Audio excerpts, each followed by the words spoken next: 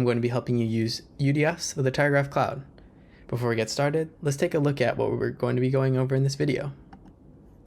So first, we're going to download a TigerGraph GSQL client, open SSL. Then we'll obtain a secret from the TigerGraph admin portal. We'll download our SSL certificate, connect to our TigerGraph Cloud instance, write our UDF files, and finally upload and test them just to make sure they work. And note that all URLs or things you might need will be in the description box, so make sure to head there. So let's get started. First, we'll head over to the TigerGraph downloads page, click on GSQL client, and download the latest version here. After that, let's go ahead and download OpenSSL. And on Mac, you can do that using Homebrew, and on Windows, there'll be some links in the description on how to do that there. So now that we've done that, let's head over to the TigerGraph Cloud portal and get our secret. So you'll see here, I have my instance called TigerUDF Video, which is what I'm going to be working in. And so here, I'm going to click on Applications and go to Admin Portal. And once I'm here, I'll go to Management, Users, and I'll type in a new secret for my graph. So you'll see here that you'll need to have a graph created, and mine is called My Graph. So here, I'll name mine My Secret. I'll click the little plus, and then it'll generate a secret for me. So make sure you go ahead and copy that and put it somewhere safe, because you're going to need this later. Now that we have that, let's go ahead and get our SSL certificate. And to do so, I'm going to open a terminal instance at the folder where I'm going to be storing my GSQL client as well. So now that I do that, I'll open up my notes again, and I'm going to run this command here, which is going to need my domain for my cloud instance and the path to the certificate where I want to store it. So we'll actually head back to the cloud portal, click on my instance, click on the domain name, and then I'll go ahead and copy that over to my note here. So I'll replace domain, and then the path to my certificate, I'll store it in the same folder.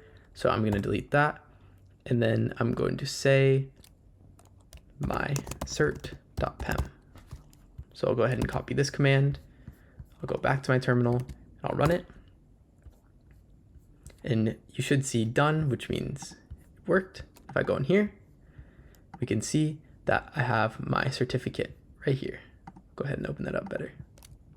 Now that we've had that done, let's go ahead and connect to our TigerGraph Cloud instance. To do so, we're going to go back here and we'll see we'll need a path to our client. So our client is here. So I'm going to go ahead and copy that, paste it, path to our certificate, which is mycert.pem, our domain, which we'll copy from up here, and our secret, which we copied down here. So I'll go ahead and take this command, run it at my terminal again, and you'll see that we're connected.